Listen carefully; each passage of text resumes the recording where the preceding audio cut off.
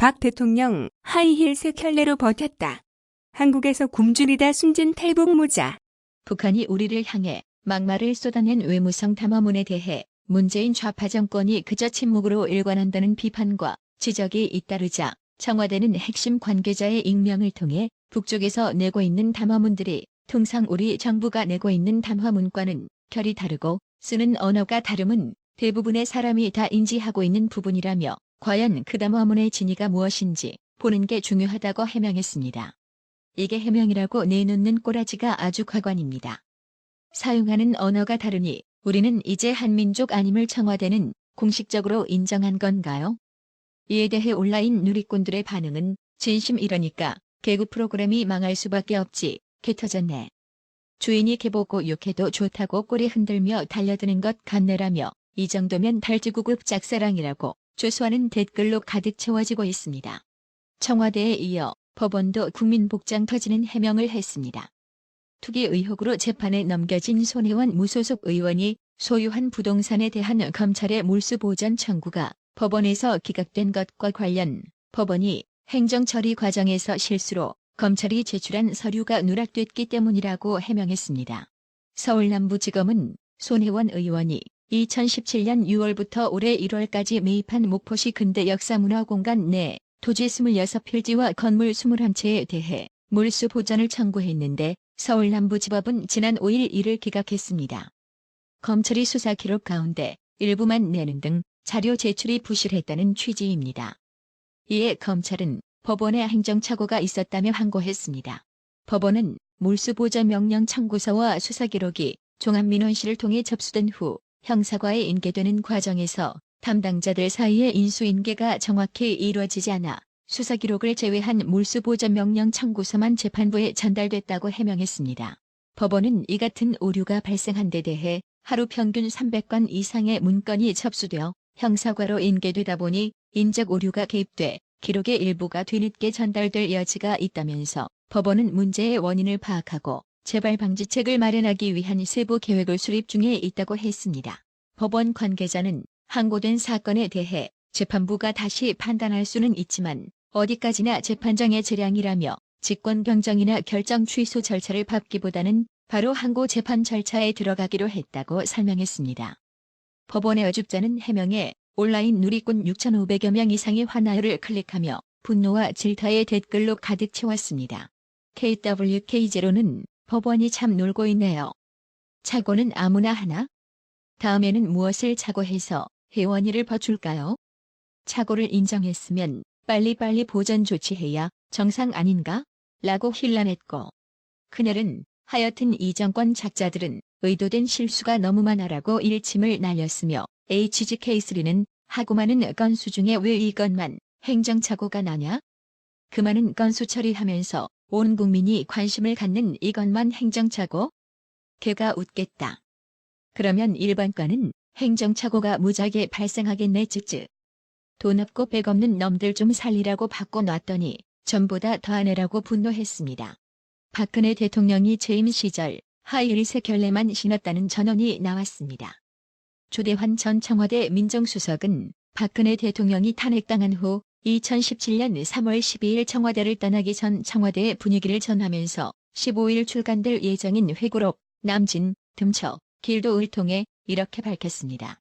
조대환 전 수석은 박근혜 대통령이 청와대에서 키웠던 진돗개들도 언급했습니다. 진돗개들은 많이 컸다.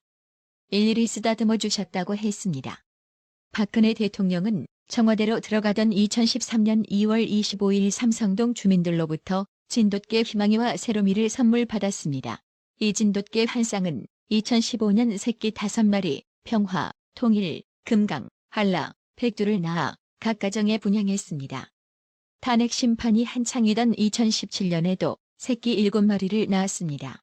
하지만 박근혜 대통령이 떠나던 날 강아지들의 모습은 보이지 않아 유기 논란이 일었었습니다.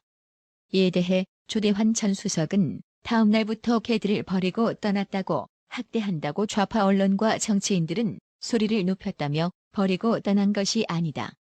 분양할 자리를 알아보고 분양이 안 되면 동물보호기관으로 넘기는 법적 절차가 남았기에 시간이 필요했을 뿐이라고 주장했습니다. 청와대 직원들은 관저부터 출입문까지 도열해 박근혜 대통령을 배웅했다고 조 전 수석은 밝혔습니다. 박근혜 대통령은 천천히 걸으며 직원들의 손을 잡거나 웃어 보였다고 했습니다. 조대환 수석은 도중에 도랑에 발이 빠졌는데 발목이 괜찮으신지 확인하지 못했다라고도 했습니다. 조대환 전 수석은 문재인 청와대가 발표한 이른바 캐비닛 문건에 대해선 문재인 청와대에서 박근혜 정부의 문건이 다수 발견되었다며 그 내용까지 열람 후 유출한 것은 명백히 실정법을 위반한 것으로 처벌 대상이라고 주장했습니다. 조대환 전 수석은 발견된 문서들이 사본이고 일정 기간 사이에 생산됐다는 점을 종합해 볼 때 과거 민정비서관실에 근무하던 공무원이 위문서를 위법하게 몰래 유출한 것이 불상의 경위로 문재인 청와대에 다시 입수되었을 가능성을 부정할 수 없다고 말했습니다. 그러면서 공무원이 직무상의 비밀 준수 의무를 어기고 개인적 영달을 위해 부당 정보 거래를 시도했다면 영원히 공직사회에서 퇴출해야 한다고 덧붙였습니다. 조대환 전 수석은 중앙일보와의 통화에서 검사 생활과 2007년 당시 박근혜 한나라당 대선 후보를 돕기 시작했을 때 경위 등을 책에 담았다고 밝혔습니다. 박근혜 대통령의 탄핵에 대해 조대환 전 수석은 특검의 조사와 구속기소, 재판 등이 문제가 조금 있는 정도가 아닌 위헌과 위법이라고 주장했습니다. 조대환 전 수석은 사법연수원 13기 검사 출신으로 2016년 12월 9일 임명됐습니다. 국회 본회의에서 박근혜 대통령에 대한 탄핵소추안이 의결된 당일이었습니다. 이듬해 5월 문재인 대통령 취임 직전까지 청와대에 근무했습니다. 12일 중앙일보가 입수한 회고록에 따르면 박근혜 대통령은 삼성동 자택으로 이사하던 당일 수석비서관급들과 관저에서 마지막 커피 타임을 가졌습니다. 이삿짐은 캐리어 서너 개였다. 그리고 하이힐 3켤레. 대통령 재직 기간 내내 저 하이힐 3켤레로 버티셨다고 한다. 조대환 전 수석은 박근혜 대통령이 떠나는 모습을 이렇게 회상했습니다. 박근혜 대통령은 이사 당일 이사를 서둘러야 할 것 같다는 강석훈 당시 청와대 경제수석비서관의 전화를 받고는 알았다. 이삿짐 싸고 있다라는 대답만 했다고 합니다. 조대환 전 수석은 이에 대해 국민은 기다려주지 않았다. 민주당과 좌파 세력 그리고 언론은 일체에 권한 없는 관저 점령, 예산의 불법 사용, 탄핵 불복 등으로 몰아붙이며 신속히 관저를 비울 것을 강요했다고 회고했습니다. 이런 소식에 대한 온라인 누리꾼들은 슬퍼요와 화나요의 반응을 보이며 박 대통령에 대한 재평가 목소리를 냈습니다. 순공감순 댓글 내용을 살펴보면 두 분은 박근혜가 개인적으로 뇌물 먹은 게 있나? 있다면 자금 흐름 추적하면 될 일이고 여론 재판에 호응하기 위해 법원이 포괄적 어쩌고저쩌고 이상한 잣대를 갖다 만들어대서 유죄로 몰고 있는 것 아닌가라 했고 그렉은 이제 와서 돌이켜보면 박근혜가 문재인보다 성군이었다.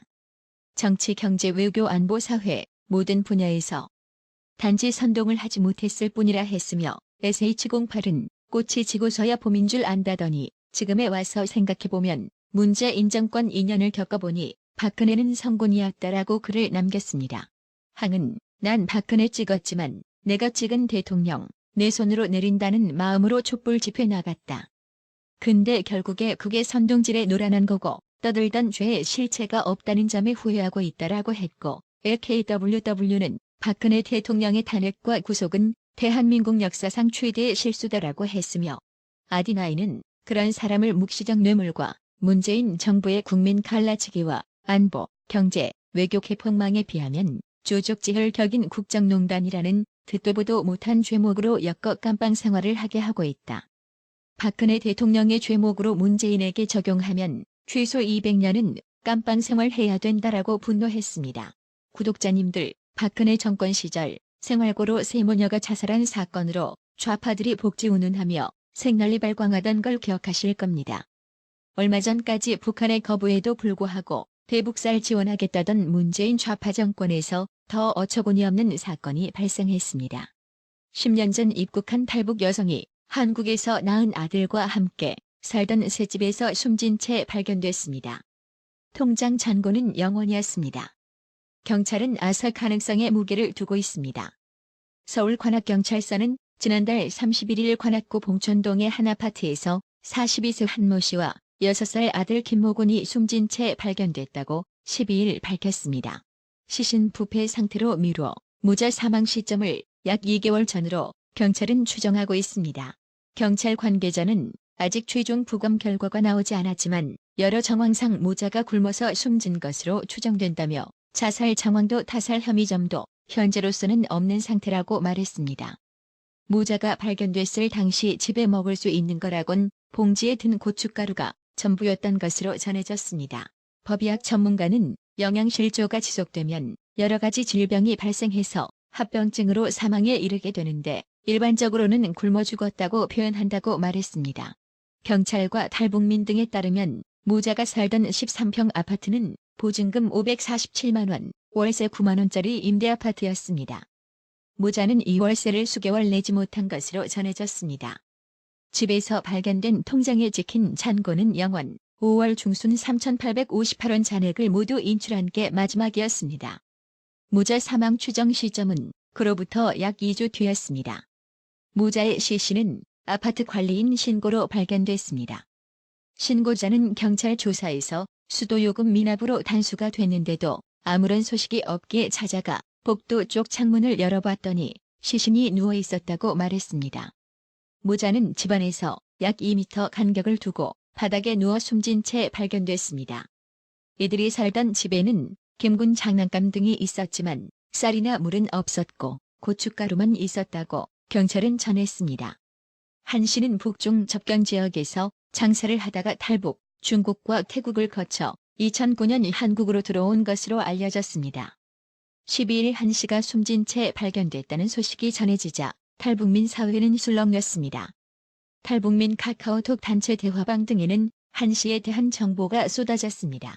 소식을 접한 온라인 누리꾼들도 선동질만 유란하고 실질적 대책이라고는 없는 무능한 좌파 정권을 향해 분노의 목소리를 냈습니다. YAS은 얼마나 답답했을까요? 탈북민이라 하면 안 좋은 시선으로 보는 곳 많습니다. 대통령님, 북 도와주려면 이런 데다 쓰세요. 미사일 만드는 곳에 돈 주지 마시고요. 네? 라고 직격했고 123D는 이게 나라냐? 죄나? 라고 분노했습니다. PSK3는 북한 줄 쌀을 이곳 어려운 분들께 나눠줘라. 북한에서는 그 쌀 고마워하지도 않고 싫다잖아라고 힐난했고 단위는 그들을 죽였습니다. 이 나라가, 이 정부가 이 모자를 죽였습니다. 참으로 애통합니다. 쌀은커녕 고춧가루밖에 남지 않았다는 글에 목이 맵니다라고 비통한 심경을 피력했습니다. 김군영님, 구독료 후원 정말 감사드립니다. 나라의 TV는 보다 더 양질의 컨텐츠를 생산하기 위해 자발적 구독료를 후원 형식으로 받고 있으니 많은 성원 부탁드립니다. 시청해주셔서 감사합니다. 구독은 꼭 눌러주세요.